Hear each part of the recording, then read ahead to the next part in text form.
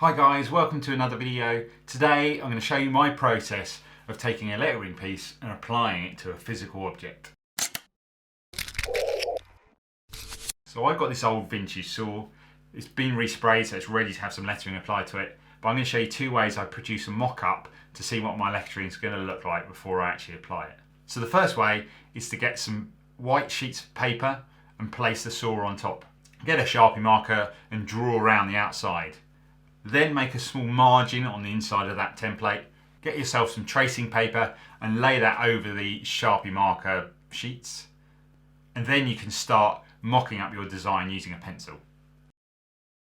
The second way I do it, and it's the way I do it most often, is I grab my iPad, take a photo of the saw, import that photo into Procreate, add another layer on top in which to do my design, grab the 6B pencil in white, then mocking up my design that way. Here's a little time lapse of me doing that.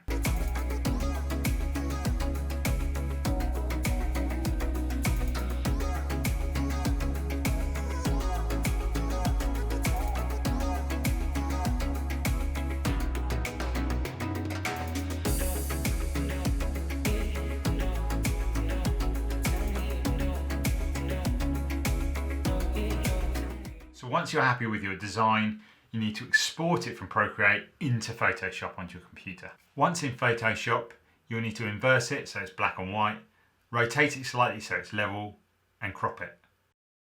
Using a tape measure, measure the widest point of the object and make your Photoshop document that exact width. Print it off, and you'll probably have to do this in 2 stages, depending on the size of the object. But just make sure you find a decent point to cut it off. Once it's printed out, trim it up, and the same goes for the tracing paper method. We're going to be using some white transfer paper. I'll put a link to the product in the description below. Place the transfer paper on the saw first, and then your lettering on top of that. Using a pencil, trace over your design, and it should leave a faint white mark on your saw. Now grabbing some paint markers, I'm using Posca paint markers here. Draw over your design. Here's another time lapse of me doing that.